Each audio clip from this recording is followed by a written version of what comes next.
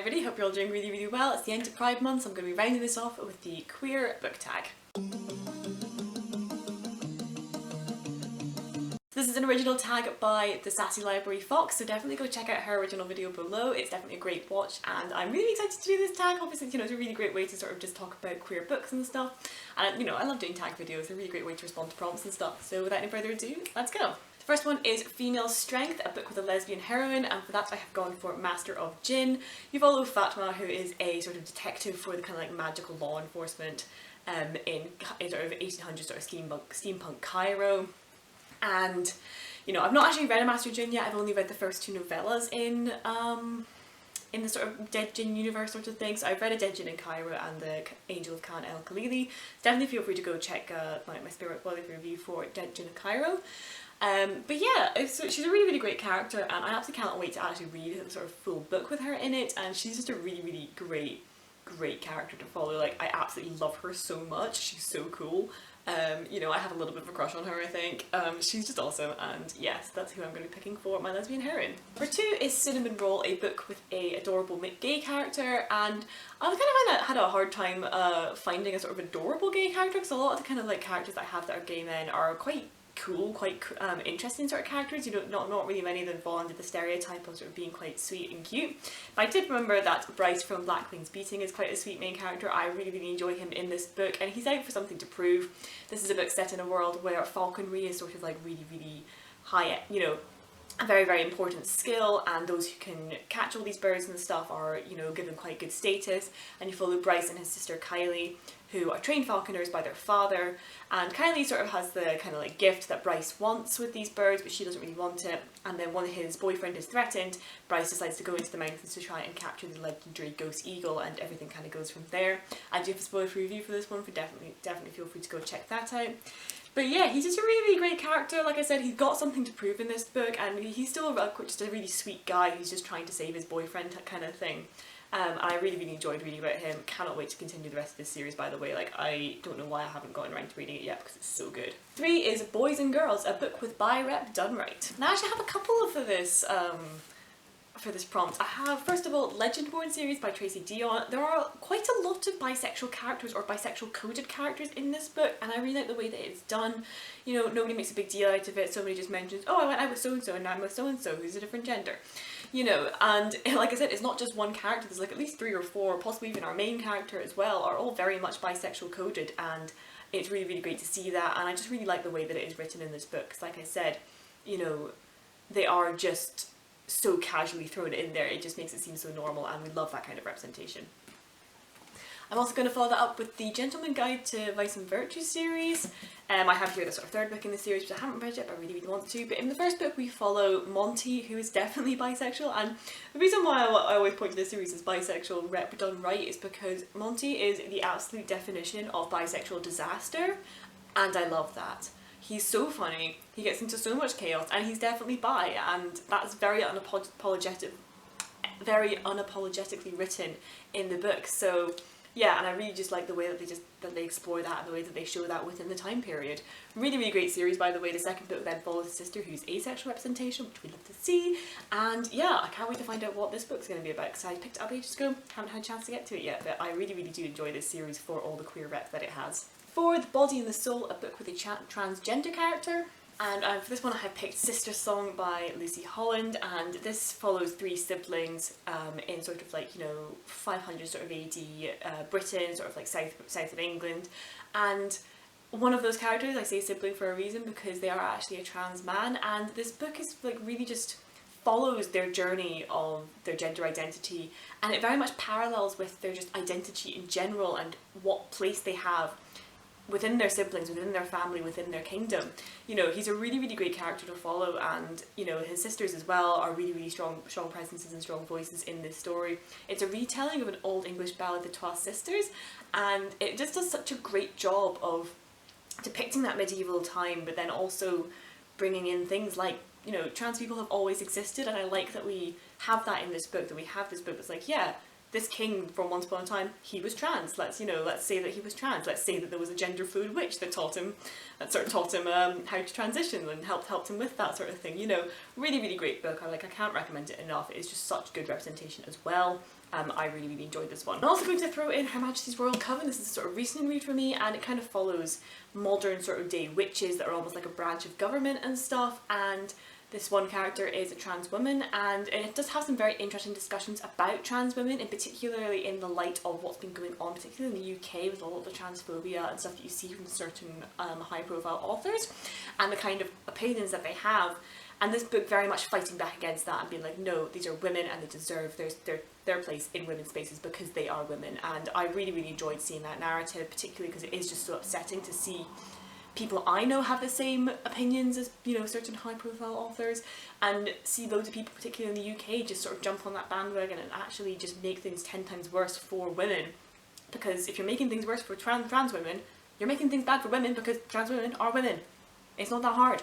So yeah, I really, really enjoyed this book. It definitely, you know, had a really interesting idea of just, you know, it was just, yeah, I'm not even going to waffle on about it too much longer. Really, really great trans representation in my opinion. Number 5, We're All Queer, a queer rep that you'd love to see more often in books. And for me, I have gone with Iron Widow because Iron Widow shows a really, really interesting angle of polyamory, which is not something you tend to see a lot in books, and especially polyamory as a way to resolve a love triangle. Fucking love it.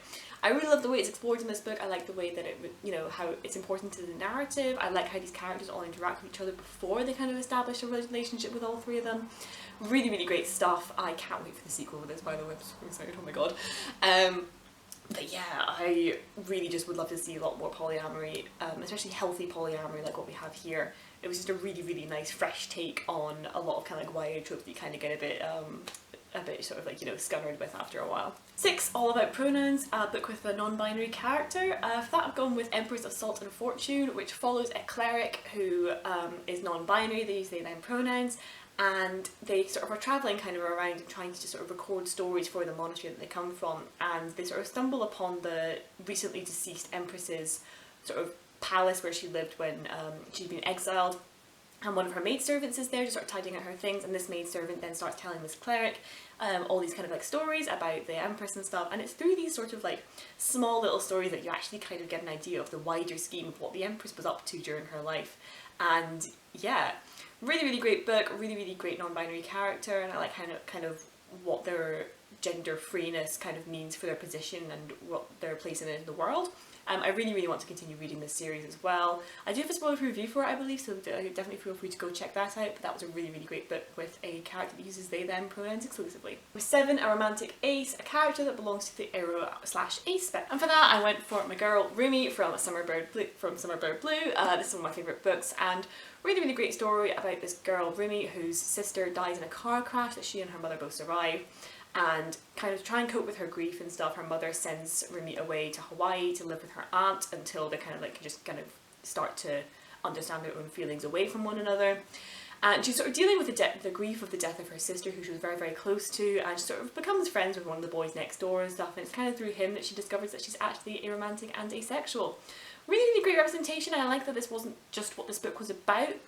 You know, this book is about Roomie grieving the loss of her sister. Her asexuality and that discovery is almost like a side plot kind of thing. Obviously, you know, I really like when things are almost side plots and not the whole focus of the book, because it kind of just helps normalise that kind of representation. And yeah, I also just love Kemi Dawn Bowman's writing. She's one of my favourite authors, and a lot of her characters are ace coded and stuff, I believe, because she is ace herself. So stuff like, you know, Harley in the Sky and Starfish, you know, have demisexuality or just sort of like asexual kind of overtones and stuff without explicitly being described and stuff. So I really, really do like that about all of her books, is that there just does feel like such a place for people like me in these stories. Number 8 is One Big Family, a book that features lots of different LGBTQ plus representation. It was kind of hard for me to kind of like find one for this, because quite a lot of the time, especially in fantasy, you've maybe only got 1 or 2. And it's kind of also hard to find one that doesn't feel really ticky boxy and stuff, because I really hate it when they do that. But I did actually remember that The Witchlands by Susan Dennard has a lot of side characters and stuff who are all of different lots of representations. Now you have your one of your main characters, Safi, who is not explicitly named as pansexual, but someone on Twitter kind of asked Susan Dennard, oh, she kind of gives me a pan vibe, and Susan goes, yeah, I did write her to be sort of pansexual, but obviously, you know, if it's not on the page, it's not real representation. So I love that the author does put her hands up, like, no, it's not representation, but I did write her to be pansexual kind of thing. So you kind of got that overtones, but then you also have Safi and Isil's mentors. They're both gay men. You have sort of Merrick's sister, she's definitely gay. and then she also forms a romance with another character later on, actually in this book, which is the 4th book in the series. You know, you've got a trans character as well. You know, you've got lots of just little characters that are all bi or pan or trans, just sort of like floating about and stuff, and it just makes this world feel so rich and well written and stuff, and real as well, that you have just these characters around. You know, it's not just straight white people, you know, you've got lots of different people of different races, different genders, different sexualities and stuff, and they're there, it's explored, it's mentioned on page, and then we kind of move on and stuff, and we're back to the kind of main story.